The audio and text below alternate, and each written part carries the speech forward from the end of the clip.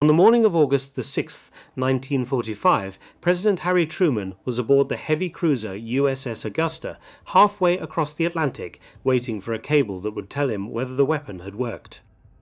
He was 61 years old, a former artillery captain from Missouri who had been thrust into the presidency only 4 months earlier after the sudden death of Franklin Roosevelt in Warm Springs, Georgia. Truman had inherited a war, a Manhattan Project he had not been briefed on until he took the oath of office, and a decision that no man in history had ever been asked to make. Now, aboard the Augusta, somewhere in the North Atlantic, sailing home from the Potsdam Conference in occupied Germany, he was waiting for a piece of paper to tell him whether the world had changed. Half a world away, in a telegraph office in Tokyo, a young operator noticed that a line from Hiroshima had gone quiet at exactly 16 minutes past 8. He tapped the key. Nothing. He rerouted through the regional relay station in Osaka, then through Fukuoka, then through the naval station at Kuri. All routes came back empty. Hiroshima, a city of 350,000 people, home to the 2nd General Army headquarters and one of the largest military supply depots in western Japan, had simply stopped transmitting. The operator logged the failure. He escalated it up the chain. It was standard procedure. He did not know that 80,000 human beings had ceased to exist between the 3rd and the 4th second of the day. He did not know that at that same minute, a mushroom cloud was rising above the Ota River Delta, climbing higher every second. He did not know that the fireball beneath it had reached temperatures hotter than the surface of the sun.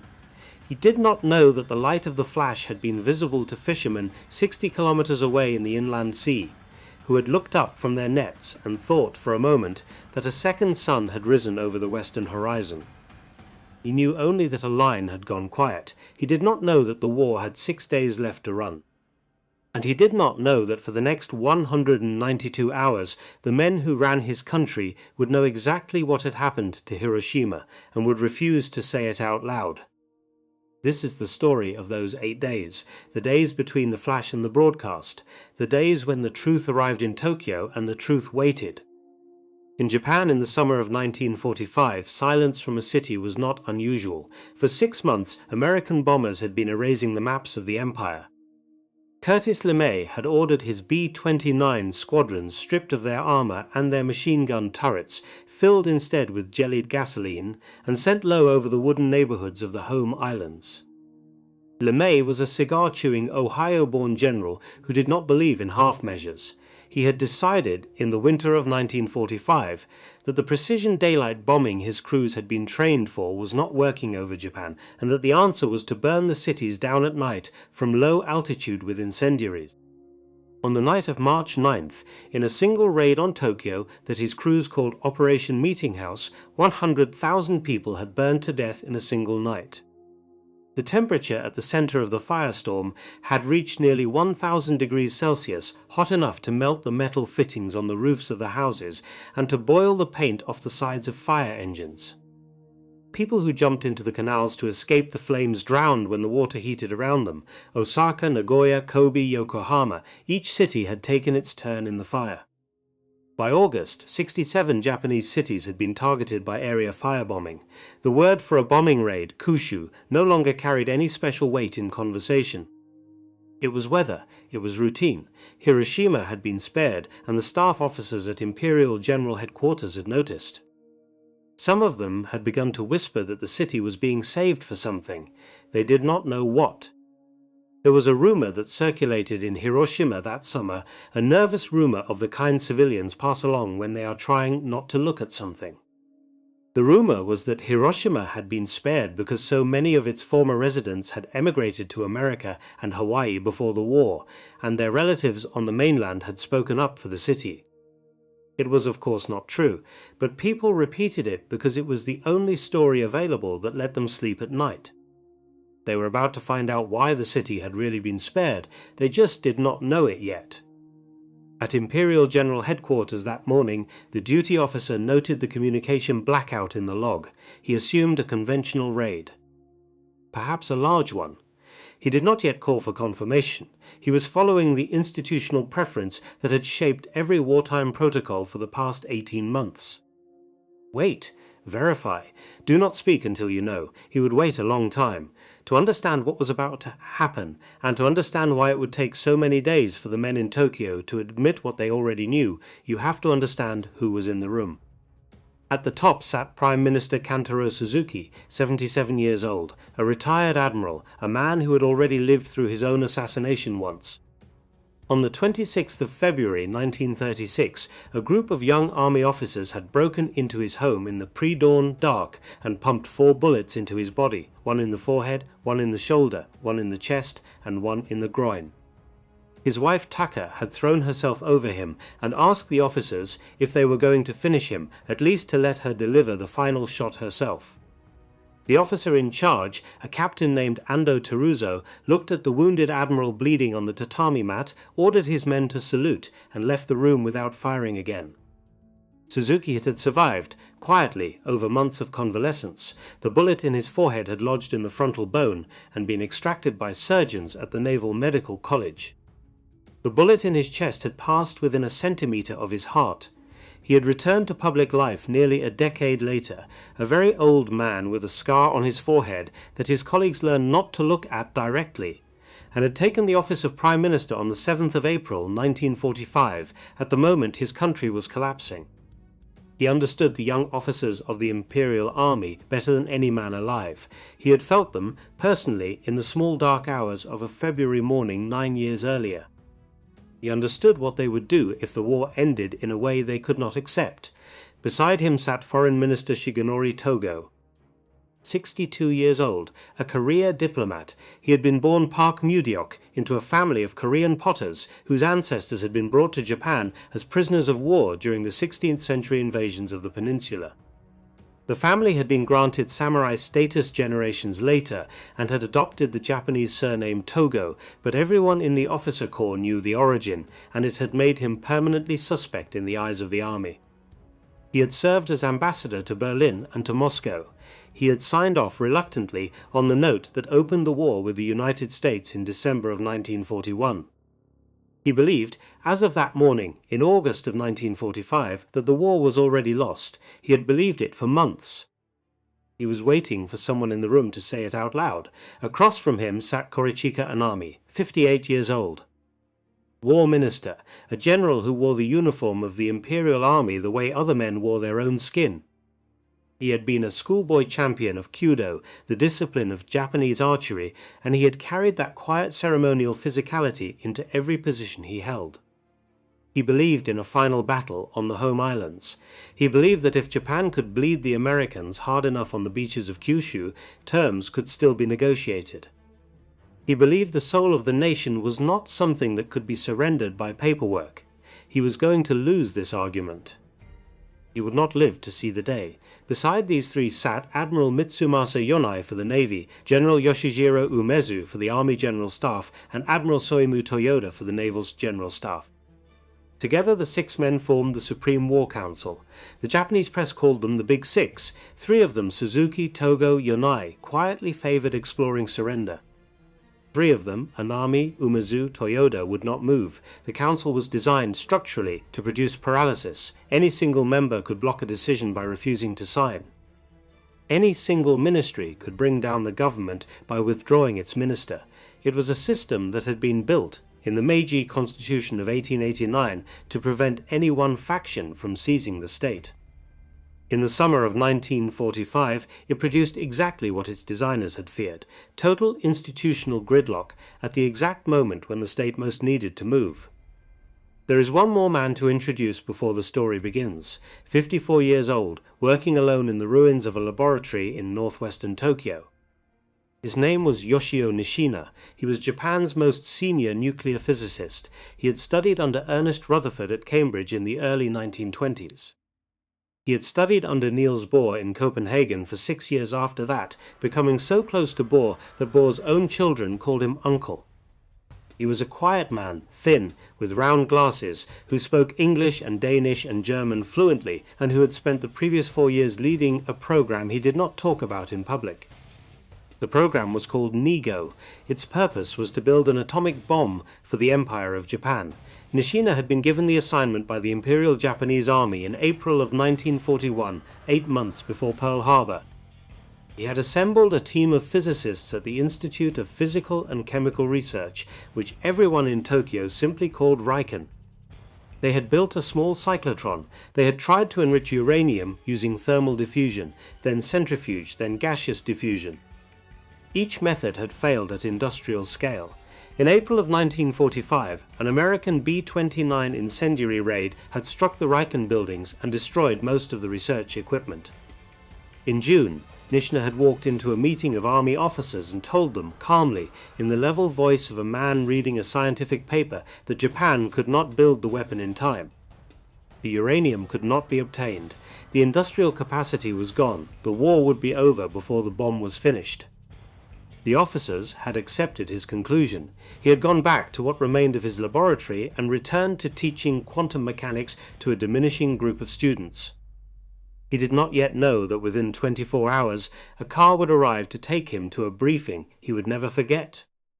He did not yet know that within 48 hours he would be standing in the ashes of a city, holding a piece of scorched roof tile in his hand and understanding, before anyone else in Japan, exactly what had happened. He did not yet know that he would spend the flight south, debating whether he should take his own life when he arrived. That morning he was drinking tea, now cut backward, 7 hours earlier, 2:45 in the morning, an airstrip on the island of Tinian in the Marianas. A B-29 bomber sat at the end of the runway, its 4 Wright R-335D duplex cyclone engines idling. On its nose, a name had been painted the day before in fresh block letters. Enola Gay, the name of the pilot's mother. The pilot had asked for permission to name the aircraft the previous evening. His mother, Enola Gay Tibbets, was a school teacher in Miami. He had chosen her name over his father's because, he later said, she had been the one who supported his decision to leave medical school and become a pilot. The pilot was Colonel Paul Tibbets, 30 years old. In the seat beside him sat co-pilot Robert Lewis. In the nose compartment, Bombardier Major Thomas Firby waited over the Norden bomb site, the top-secret instrument that could theoretically drop a bomb into a pickle barrel from 30,000 feet. In the bomb bay, Weeperneer Captain William Parsons, a naval officer known throughout the crew as Deke, had spent the last several hours arming the weapon by hand, climbing into the bomb bay and inserting the cordite charges into the gun assembly at high altitude to reduce the risk of a runway accident. If the Enola Gay had crashed on takeoff with the weapon fully armed, it would have taken the entire island of Tinian with it.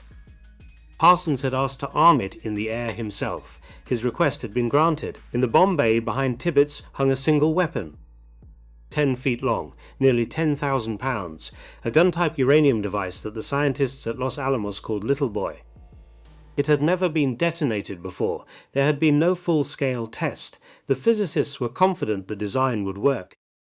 It was the very simplicity of the gun-type mechanism, one piece of uranium fired down a barrel into another, that had persuaded them to skip a full-scale test. They had used their only test bomb, a plutonium implosion device, in the New Mexico desert 3 weeks earlier. That test, code-named Trinity, had produced a fireball so bright that a blind woman 150 miles away had seen the light of it. The uranium bomb, they believed, did not need one.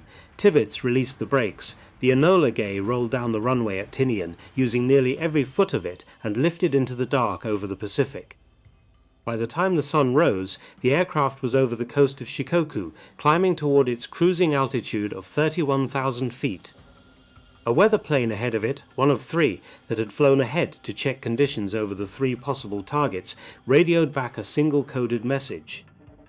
Clear skies over the primary target. Hiroshima would burn under a cloudless morning.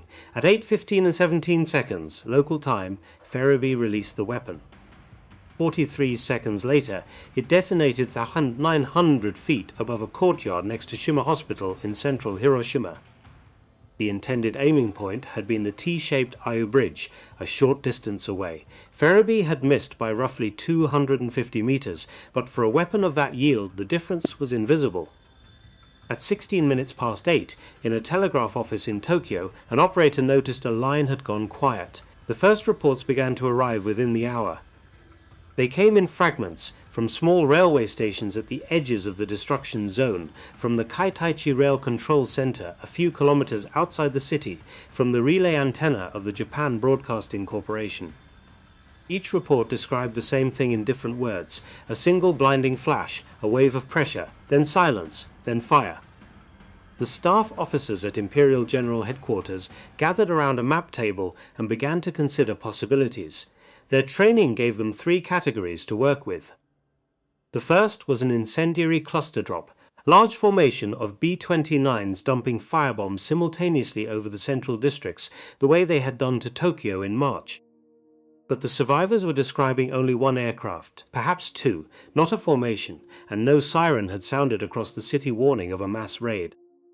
The second was a fuel-air explosive, a weapon the German scientists had been rumored to be developing, a device that would ignite a cloud of vaporized fuel in the atmosphere to produce a massive overpressure. But the burn patterns described in the fragmentary reports did not match. Fuel-air weapons scorched. This had erased. The third was a conventional device of unprecedented size. A single, enormous bomb dropped from high altitude, but no bomb of that scale had ever been built. No aircraft in existence could carry one. None of the 3 explanations fit. The staff officers looked at each other across the map table. They understood, at the level of professional intuition, that something was wrong with their categories. They also understood, at the level of professional self-preservation, that admitting this out loud in the presence of War Minister Anami would not be welcomed. There was a 4th possibility, one none of them named. Some of them had read the same American physics journals that Foreign Minister Togo had read.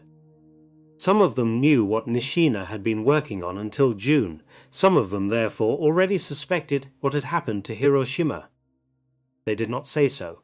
By mid-morning a decision was made. A young officer of the General Staff was ordered to board an aircraft, fly to Hiroshima, land if possible, survey the damage, and report back with reliable information for the command. He went to the airport. He took off toward the southwest. Imperial General Headquarters issued no public statement. There was nothing to say yet. Or rather, nothing they were prepared to say. The habit was old, and it was institutional, and it had been shaped by 18 months of managing the morale of a starving nation under sustained attack. Wait for confirmation. Do not release information you have not verified. Control the language before you release it into the world. It was the habit of a military bureaucracy that had learned to be careful with words. It was also the habit of a military bureaucracy that had learned to hide things. That habit was about to meet an event it could not manage. Half a world away, aboard the heavy cruiser USS Augusta in the North Atlantic, President Harry Truman had just sat down to lunch with the crew when a messenger handed him a decoded cable. He read it, then he read it again. The message was from Secretary of War Henry Stimson, 2 lines long. Big bomb dropped on Hiroshima August 5 at 7:15 p.m. Washington time. First reports indicate complete success, which was even more conspicuous than earlier test. Truman stood up. He walked from the officers' mess out to where the enlisted sailors were eating. He was carrying the cable in his hand. He raised his voice, in the plain flat accent of a man from Independence, Missouri, and he told the crew that this was the greatest thing in history. Then he shook hands with the men closest to him. Then he sat down and finished his meal. 16 hours later, his voice would be broadcast to the world. In Tokyo, the silence from Hiroshima was still holding. The young staff officer's aircraft was still in the air. Yoshio Nishina was still drinking tea. And in the Prime Minister's residence, an old admiral who had once survived 4 bullets from young officers of the Imperial Army was preparing for a normal day of meetings, unaware that within 4 days he would be the man who broke 2,600 years of imperial protocol by asking his emperor to speak. The clock in the telegraph office read 8:42. The war had 6 more days to run. The staff officer's aircraft climbed southwest out of Tokyo through a clean summer sky. He was young. His name is not recorded in any surviving document from the day. He was a captain, or a major, or possibly a lieutenant colonel, and he had been handed the assignment because he happened to be available, and because the General Staff wanted eyes on Hiroshima before night. He carried a notebook, a pencil, and a set of standard damage assessment forms with printed categories for structural loss, casualty estimates, and residual military capacity. None of those forms would be usable by the time he landed. His flight took roughly 3 hours. Somewhere near the 90-mile mark, still well outside the inland sea, he and his pilot saw the smoke column for the first time. It was not a smoke column the way military men understood the term. It was a wall. It rose vertically to an altitude they could not measure, spreading at the top into a shape neither of them had ever seen in any weather book or any bombing report. From the cockpit, the pilot said aloud, to no one in particular, that it looked like the head of a great mushroom. The pilot brought the aircraft in lower and began a wide circling approach. The staff officer looked down. He was trained to look at cities. He had studied the damage patterns of Tokyo, Osaka, and Nagoya after the great fire raids of the spring. He knew what a burned city looked like. He knew the blocks of blackened chimneys standing over grey ash, the roads still visible as pale scars through the ruins, the water tanks, and the factory foundations that always survived. What he saw beneath him now was not a burned city. It was a flat plain. The blocks were gone. The streets were gone. In the central districts, out to what he estimated as 2 kilometers from the point of detonation, there was nothing standing at all. Not a wall, not a chimney, not a tree. Beyond that boundary, buildings existed in various stages of collapse, and beyond that, fires were still burning through the outer wards. He could see the fires from 6,000 feet, thin lines of orange moving through the grey. He tried to identify Hiroshima Castle, which had stood in the center of the city for 350 years.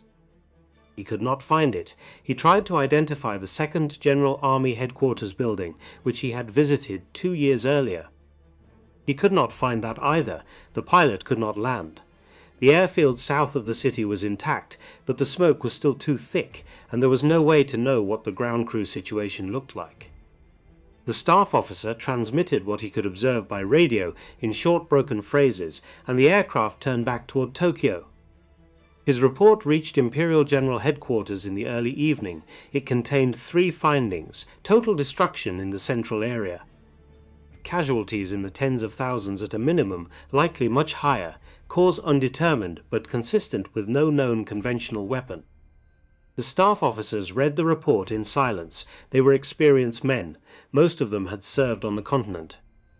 They had seen the aftermath of artillery bombardments, of siege operations, of the great firebombing of Tokyo 5 months earlier when 100,000 people had died in a single night. They understood destruction as a professional matter. They did not understand this. War Minister Anami received the report at his residence. He was 58 years old, a general who had spent his career in the field, and he read the document the way he read all documents, slowly, with a steady hand, looking for what was there and what was missing. He set it down. He asked for the young officer to be brought in for a verbal briefing. He did not challenge the findings. He did not deny the destruction, but he made a decision that evening about language, and that decision would shape every public statement to come. At his direction, Imperial General Headquarters released a communiqué to the press wire services on the evening of the 6th of August. It stated that Hiroshima had been attacked by a small number of B-29 bombers using a new type of bomb. Damage was described as considerable. Investigation was ongoing. Details would follow. The words were, in their own way, technically accurate. A small number of aircraft had attacked. A new type of bomb had been used. Damage was considerable. The communiqué did not use the word atomic. It did not describe the extent of destruction the young officer had just observed from the air. It did not say that the 2nd General Army Headquarters, the command post responsible for the defense of all of Western Japan, had ceased to function. It did not say that a field marshal of the empire was presumed dead. It did not say that the city had been erased. It said that a new type of bomb had been used, and it said nothing more. Anami went home that night and slept. 16 hours after the detonation, a different voice began speaking to the world. President Truman had recorded a statement aboard the Augusta and released it through the White House press office. It was picked up by Allied radio, by BBC transmitters, by shortwave stations across the Pacific, and by Japanese monitoring stations in Tokyo, Osaka, and Fukuoka. Truman spoke plainly. He named the weapon, atomic bomb. He described its power, the energy of more than 20,000 tons of TNT released by a single device dropped by a single aircraft. He identified the target. Hiroshima, an important Japanese army base, he named the source of the American breakthrough, the largest scientific gamble in history. He called it, and we won. And then he made a promise. If Japan did not now accept the terms offered at Potsdam, the rain of ruin from the air, he said, would continue. There would be more bombs, there would be more cities. The translated transcript reached the Japanese Foreign Ministry and the Army General Staff before dawn on the 7th of August. Foreign Minister Togo read it in his study. He was 62 years old, a career diplomat, and he had been watching the war die by inches for 2 years. He read the transcript twice. He did not need a scientist to interpret it. He had read the American physics journals of the late 1930s, when the discovery of nuclear fission had been announced from Berlin, from Copenhagen, from Cambridge. He knew what fission meant. He knew that Truman was not bluffing, because bluffing at this level of specificity would be suicidal. No president would name a weapon and describe its yield in front of the world unless he had the weapon and knew he could use it again. He also knew what it meant that Truman had said, more of them, not one bomb. An inventory. Togo requested an immediate meeting with Prime Minister Suzuki that same morning. At the same hour, in a different part of Tokyo, War Minister Anami received his own copy of the Truman transcript. His response was recorded in the notes of his aides. He did not dispute that something extraordinary had occurred. He said, in effect, that one weapon did not change the strategic calculation. Japan still held its home islands. The American invasion force, estimated at more than 1 million men, was still weeks away. The plan for the decisive battle in the homeland, code-named Operation Ketsugo, was still viable. The army had prepared to inflict such casualties on the Kyushu beaches that the Americans would negotiate rather than continue. He ordered the army's own scientific staff to determine, independently, whether the weapon was in fact atomic. He did not that morning change a single word of the official communiqué. The gap between what had been said publicly and what was now known privately had opened. It would not close for 8 days. While an army waited for his scientists, the young staff officer, who had circled the city from 6,000 feet, was reboarding an aircraft on the morning of the 7th of August. This time he would land.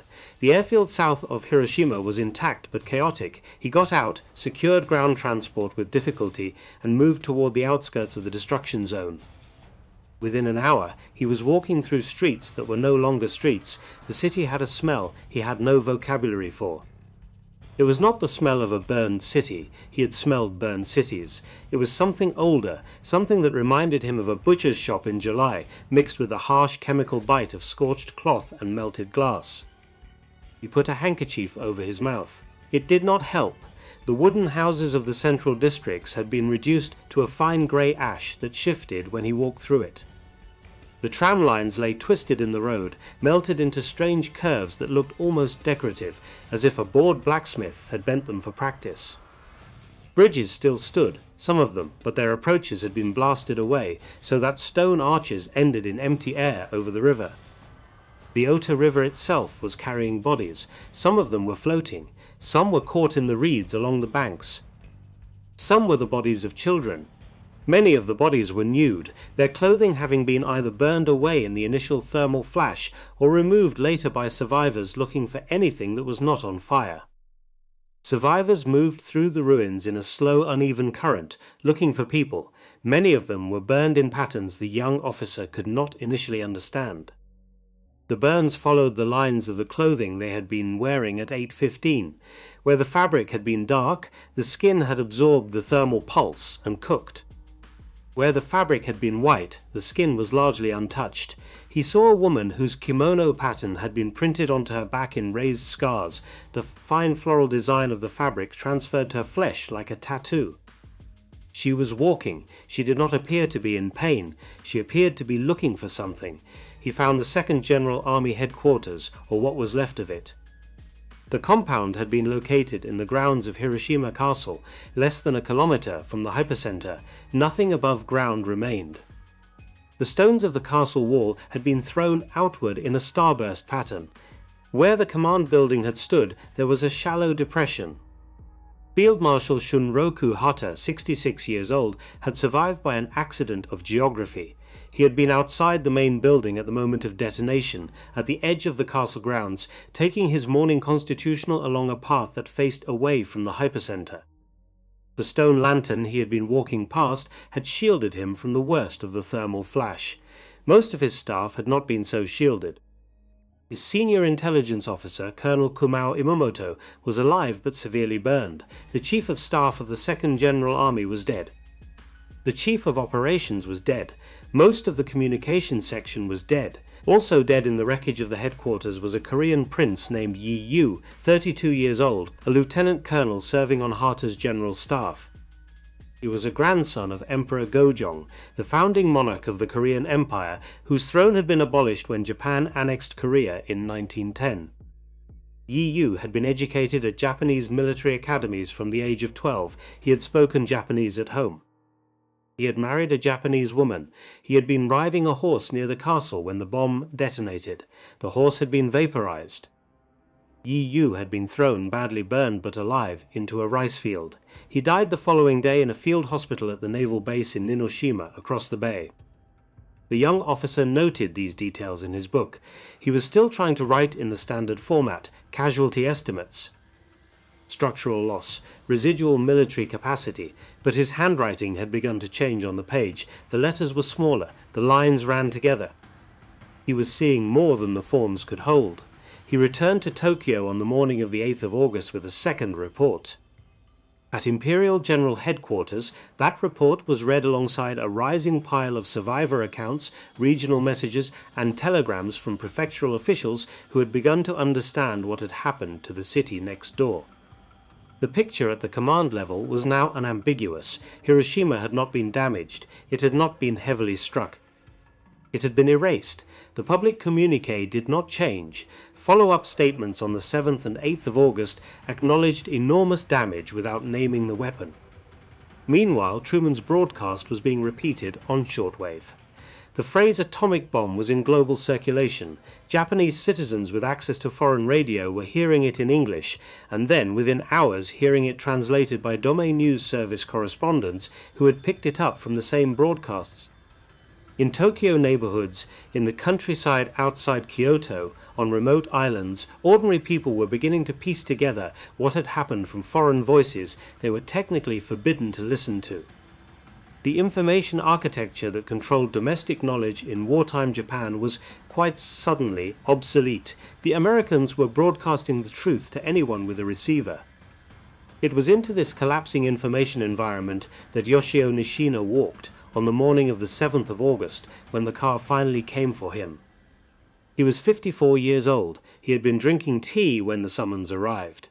He had listened to a young army officer explain that his presence was required immediately at a briefing at Imperial General Headquarters. He had put on his coat. At the briefing he was shown the Truman transcript. He read it once. He asked to read it again. He set it down on the table and looked at the officers in the room. There were perhaps a dozen of them. Some of them he knew. He had presented his research to some of them personally in previous years, in the same building, in similar rooms. Then, in his soft, careful voice, the voice of a man who had lectured on quantum mechanics in 3 languages, he said the thing that no one else in the Japanese government was yet willing to say. The Americans had built it. The Americans had actually built it. He was ordered to lead a scientific team to Hiroshima to confirm his own words with physical evidence. Lieutenant General Seizo Arizuwa, 56 years old, chief of the intelligence department at Imperial General Headquarters, would command the overall investigation. Nishina would lead the scientific side. They tried to leave that afternoon. The transport aircraft assigned to them broke down before takeoff. A part had failed. There was no replacement immediately available. The trip was postponed until the following morning. Nishina went home that night to his laboratory in northwestern Tokyo. He did not sleep. He sat with a small group of his senior researchers, all of them men who had worked with him on the NIGO project, the abandoned Japanese atomic bomb program. He told them what he had read in the Truman transcript. He told them what he expected to find in Hiroshima. Then he told them something else. He said that if the Americans had built the weapon, and if he confirmed it when he landed the next day, he was considering taking his own life. not out of shame at Japan's defeat, out of shame at his own profession. He and his colleagues had failed to build what the enemy had built. They had told the army it was impossible with the resources available, and it had not been impossible, it had been done. And a city was gone because it had been done. His colleagues talked him out of the immediate decision. They asked him to wait until he had seen the evidence with his own eyes. They pointed out that if he took his life before the investigation was complete, he could not tell the government what had happened, and the war might continue on the strength of misinformation. He agreed. It was, they later said, the kind of argument he could not refuse. He was a scientist. Evidence was not optional. He boarded the aircraft on the morning of the 8th of August. The flight took several hours. As they approached the inland sea, Nishina looked out the small window at the countryside sliding past below. He was already composing the report he would write. He was already, in his mind, running through the physical measurements he would need to take. Soil samples for uranium daughter products, water samples for radioactive contamination, photographic film from the ruins of hospitals and photoshops, film that would have been exposed by gamma radiation even inside sealed containers, film that would show him whether the weapon had been a fission device or something else. He needed the film especially. Film was the honest witness. Film did not care about politics or national morale or the reputations of the men in the cabinet. Film either showed the fogging pattern of gamma exposure or it did not. The aircraft banked and began its descent. Below him, the plain of Hiroshima opened out. Nishina saw the smoke that had been rising for 2 days. He saw the flat grey expanse where the central districts had been. He saw the shape of the destruction radiating outward from a single point. He did not need the soil samples anymore. He did not need the film. He knew at the moment his eyes registered the pattern, before the aircraft had even touched the runway, exactly what had happened to the city. He landed. He walked out into the ash. He bent down in what had once been a residential street and picked up a piece of scorched roof tile, the kind of black glazed tile that had covered the wooden houses of Hiroshima for generations. The glaze on its surface had been vaporized by the thermal pulse, leaving behind a rough grey face he could rub with his thumb. He turned the tile over in his hand for a long moment, then he put it in his coat pocket. He walked further into the ruins. He located the hypercenter by triangulating the direction in which the shadows of destroyed buildings had been thrown outward. He picked up soil samples. He collected fragments of granite from a bridge parapet that had been fused into strange glassy shapes by the heat.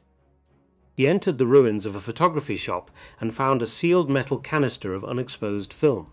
When he opened it later that night at his temporary quarters, the film was fogged from edge to edge in a pattern he had seen before in laboratory experiments when film was exposed to gamma radiation. He wired his preliminary conclusion back to Tokyo the same day. Uranium fission device. Enemy source confirmed. The wire arrived at the cabinet office in the late afternoon of the 8th of August. Anami read it. He read it again. His scientists had told him what he needed to know. He did not change his position. That evening, the full cabinet met for the first time to discuss the Hiroshima weapon at the level of the entire government. Togo pressed hard. The Potsdam Declaration, which the cabinet had publicly dismissed 12 days earlier through Suzuki's ambiguous use of the word mukusatsu, must now be reconsidered. The atomic bomb was not a rumor and not an American propaganda claim. It was confirmed by Japan's own senior physicist, whose loyalty and expertise no one in the room could reasonably question. There would be more of them. Truman had said so. The war could no longer be prolonged in the hope of negotiating better terms. Anami answered him with the argument he had been preparing since the 6th of August. One weapon, however destructive, did not change the fundamental military equation. The home islands were still defended, the invasion force was still weeks away, the plan for the decisive battle was still viable. Surrendering now on the basis of a single weapon of unknown quantity would give up the only leverage Japan had left, which was the willingness of its soldiers and its civilians to die on the beaches. Prime Minister Suzuki did not force a resolution. The cabinet adjourned without a decision. The Big Six were deadlocked, 3 against 3, on the same lines they had held since May. That night, at 11 in the evening Tokyo time, the Soviet ambassador Yakov Malik presented Foreign Minister Togo with a declaration of war. The ambassador handed him a single sheet of paper. He read it. He asked quietly whether the ambassador understood what this meant for the people of Japan. The ambassador said that he did. He bowed. He left. Soviet forces crossed the border into Manchuria at 1 in the morning. Over 1.5 million troops, 28,000 pieces of artillery, 5,000 aircraft. The Kwantung Army, Japan's largest remaining field force, began to collapse within hours along a front that stretched hundreds of miles from the Amur River to the Mongolian steppes.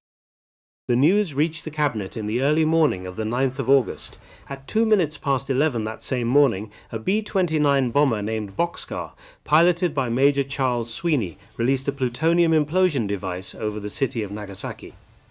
The primary target had been Kokura, a city of 200,000 on the northern coast of Kyushu. Kokura had been obscured by smoke from a firebombing raid the previous night. Sweeney had circled 3 times, burning fuel he did not have, and had finally diverted to the secondary target. Nagasaki had also been partly obscured by cloud. A brief opening had appeared. The bombardier had used it. 40,000 people died in the first hour. The estimate would rise, over the following weeks, to somewhere between 60 and 80,000. The Big Six were meeting when the news arrived. The room went quiet. A staff officer entered and handed a note to Prime Minister Suzuki.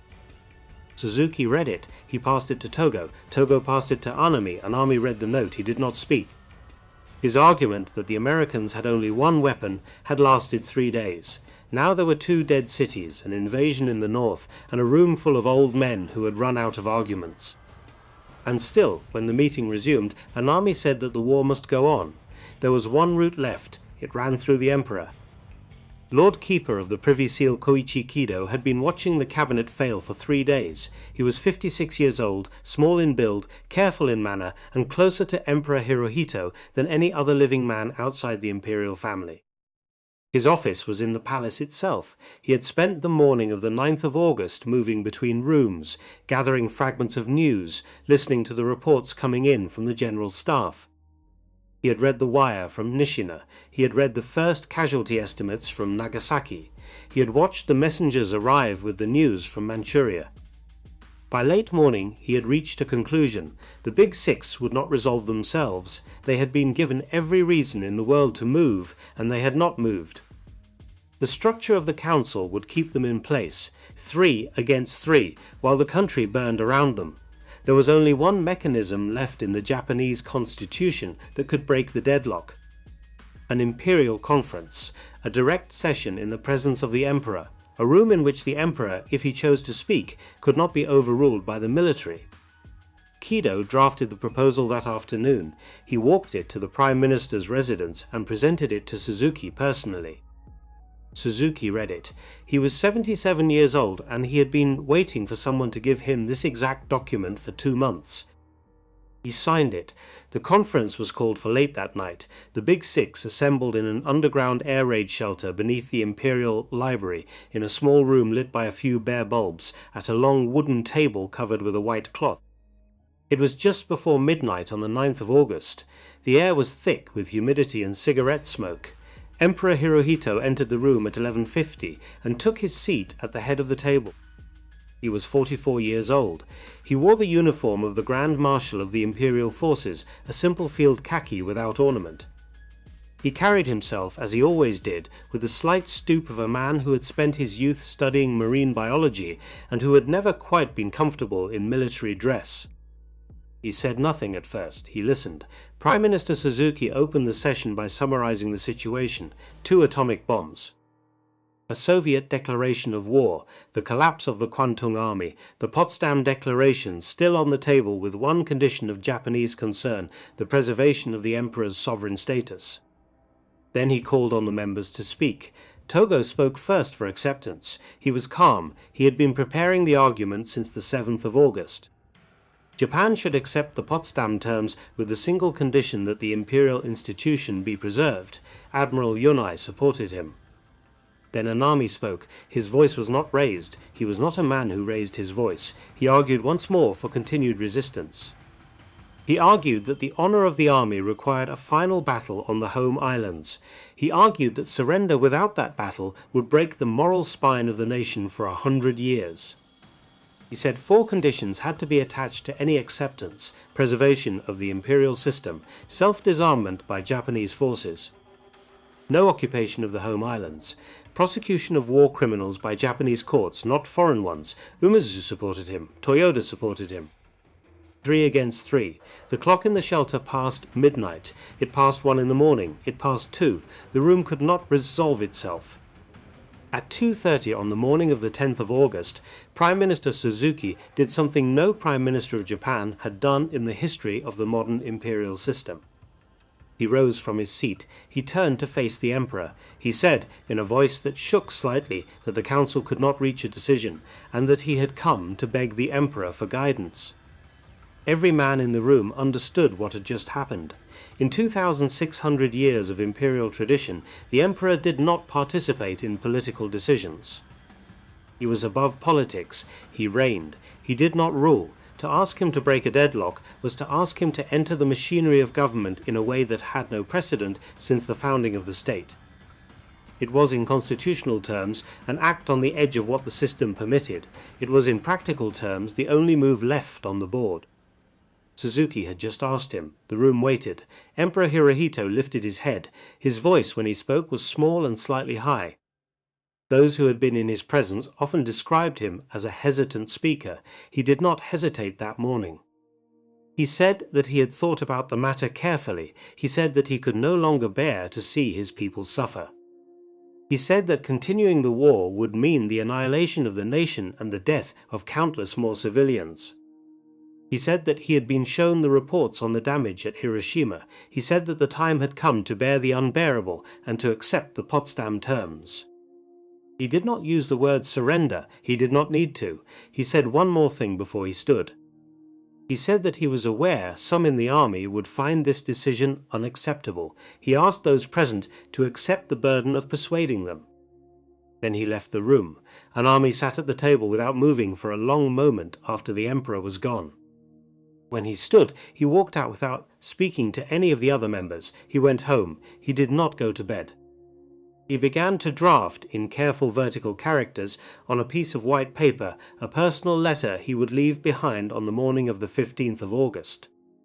The decision of the 10th of August did not end the war. It began a diplomatic process that would take 5 more days. Japan's conditional acceptance of the Potsdam terms was transmitted through the Swiss and Swedish legations that same morning. The single condition was the preservation of the Emperor's status. The message went from Tokyo to Bern to Washington. It arrived at the State Department at 7:40 in the morning on the 10th of August. The Allied reply arrived on the 11th of August. It was drafted by Secretary of State James Burns and approved by Truman and by Britain, China, and the Soviet Union. It stated that from the moment of surrender, the authority of the Emperor to rule would be subject to the Supreme Commander for the Allied powers. He would remain on the throne. He would not be removed, but he would take instructions from an American general. It was not the clean guarantee the army had wanted. It was enough. Suzuki, Togo, and Yonai believed it was enough. Anami, Umezu, and Toyoda did not. The cabinet met again on the 12th of August and again on the 13th, and each time the same 3 men argued that the Allied reply was too vague, that the Emperor's position was not truly guaranteed, that the phrase "subject to" raised the possibility of the Emperor being tried as a war criminal, and that the war must continue until stronger guarantees could be obtained. On the 14th of August, a second imperial conference was called. The Emperor spoke again. He said the same things he had said 4 days earlier, in the same careful voice. He said that further delay would only mean more Japanese dead. He said that he wished to broadcast a rescript to his people accepting the terms. He asked those present to draft the language and to prepare the recording. That afternoon, in a small studio in the Imperial Household Ministry building, a phonograph engineer named Nobukata Nagatomo recorded Emperor Hirohito reading the imperial rescript accepting the Potsdam Declaration. The Emperor had never before had his voice recorded for public broadcast. His speech patterns were formal and archaic, the classical court Japanese that only educated aristocrats and priests could easily follow. The first recording was judged inadequate. A second was made. 2 acetate discs of each were cut. They were sealed in metal cases.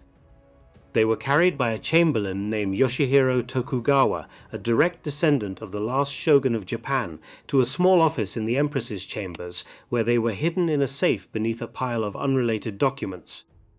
The chamberlain locked the safe. He went to bed. He did not know that a group of officers at the War Ministry had spent the previous 72 hours preparing to prevent that recording from ever being broadcast. Their leader was Major Kenji Hatanaka. He was 33 years old. He served in the military affairs section of the War Ministry. He was intelligent, exhausted, and increasingly untethered from the chain of command. He had graduated from the Army Academy at the top of his class. He had been decorated for service in Manchuria. He had spent the previous 2 nights trying to convince Anami to lead a coup against the surrender decision. Anami had refused to say either yes or no. Hatanaka had taken the refusal as sufficient permission. His conspirators included Lieutenant Colonel Goju Shiizaki, Lieutenant Colonel Masataka Ida, and a small circle of junior officers who had lost the ability to imagine a Japan that laid down its arms while an enemy still stood.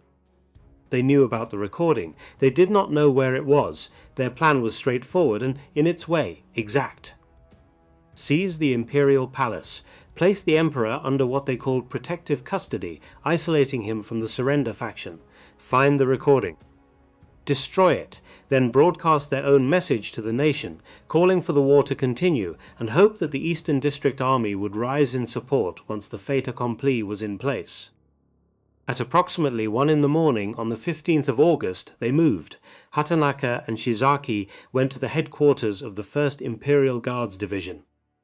They confronted its commander, Lieutenant General Takeshi Mori, 51 years old, and demanded that he order his troops to seize the palace grounds. Mori refused. He asked them to leave. He said he would need to consult with the Eastern District Army before considering such an order. He said that the emperor's decision had been made, and that his duty as a soldier was to honor it. Hatanaka shot him. He shot him in his own office, in front of witnesses, with his own service pistol. A colleague of Hatanaka's, Captain Shigetaro Uehara of the Air Academy, finished the killing with a sword. They took Mori's official seal from his desk. They used it to forge Strategic Order No. 584, an authentic-looking directive from the dead general to his own troops, ordering them to seal off the imperial palace from the outside. The Imperial Guards obeyed. They did not know Mori was dead. They sealed the palace. Hatanaka and his men entered. For the next 8 hours they searched the compound.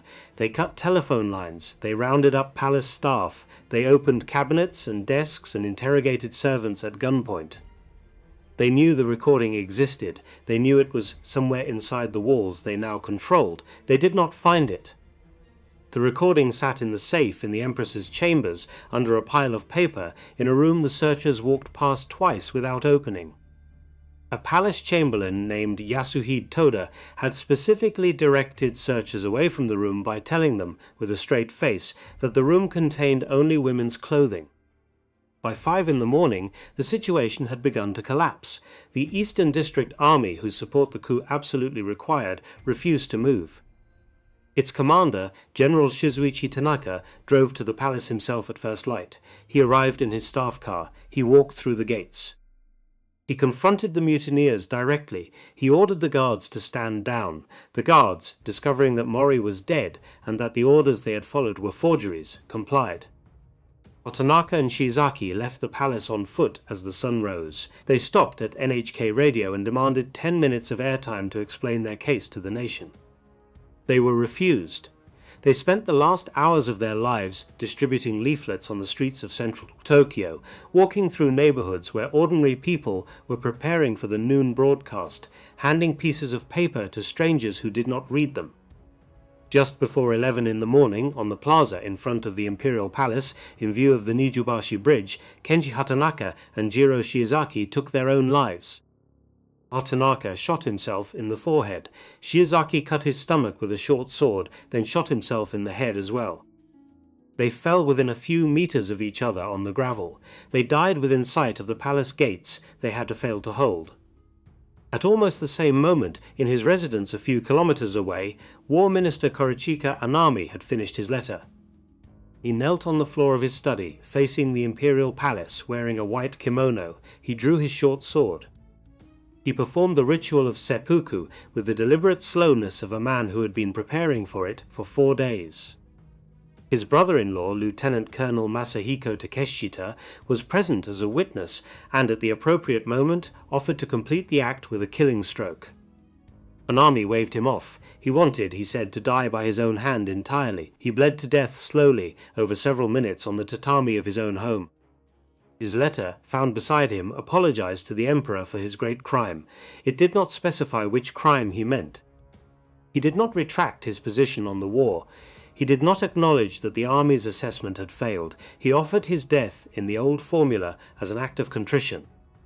He was buried in the family plot in Oita Prefecture on the island of Kyushu, the island on which the American invasion he had spent his last months planning to defeat had been scheduled to land in November.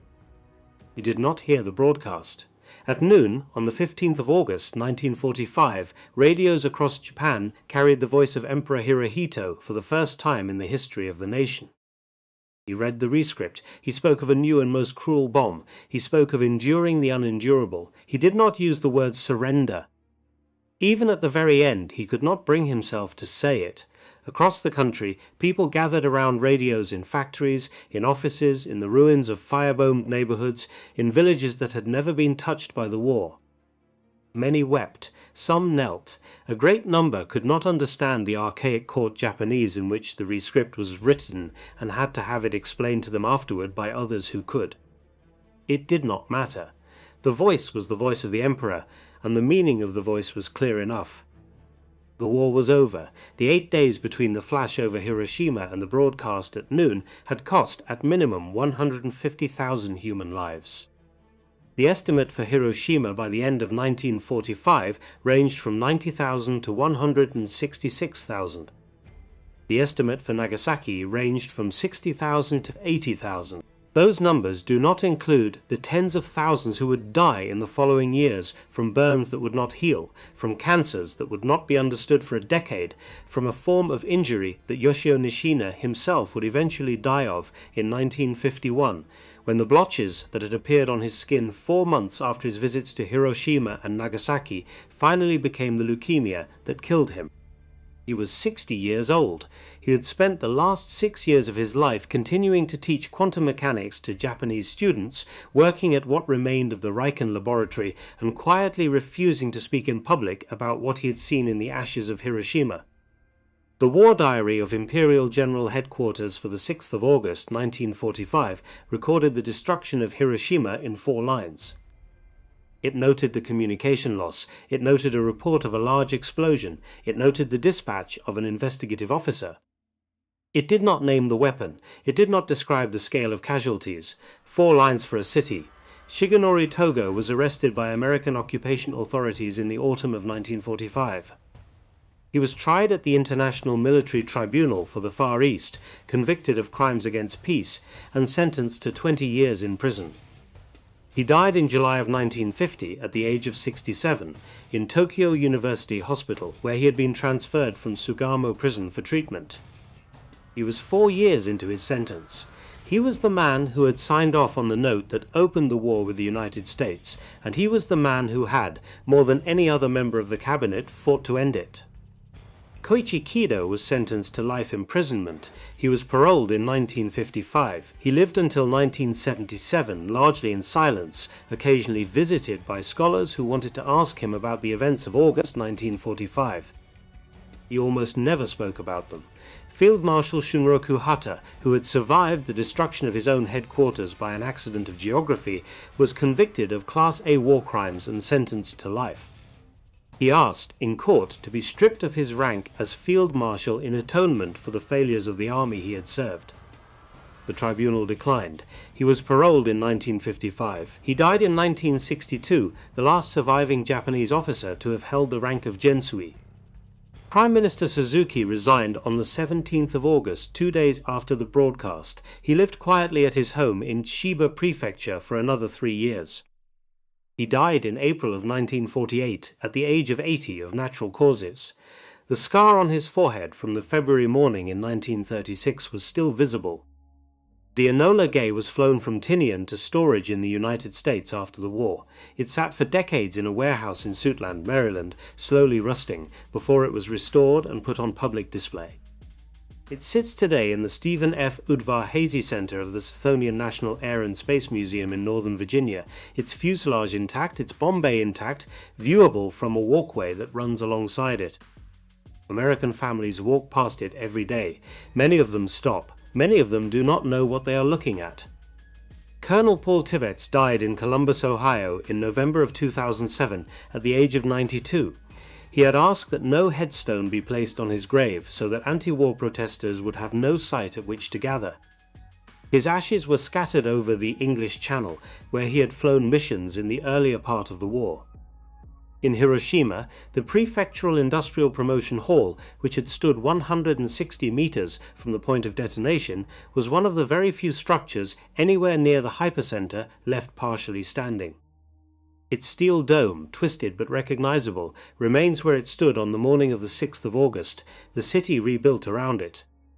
It was designated a UNESCO World Heritage Site in 1996. It is called, in Japanese, the Genbaku Dome, the atomic bomb dome. Every year, on the 6th of August, at 8:15 in the morning, a bell rings in the Peace Memorial Park that surrounds the dome. The city goes quiet. School children stop what they are doing. Tourists lower their cameras. The sound of the bell travels across the rebuilt streets and the office towers and the bridges that were replaced after the war, and for 1 minute, once a year, the city stops. What those 8 days between the flash and the broadcast exposed was not a failure of intelligence. The reports arrived. The scientists confirmed. The information was in the room, in the hands of men who were qualified to understand it, within 72 hours of the detonation. What failed was not the arrival of the truth. What failed was the institutional willingness to let the truth produce a response. For 8 days, the men in Tokyo argued about what could be said out loud. For 8 days, the cities and their dead waited. That is what the record shows. That is what it will always show.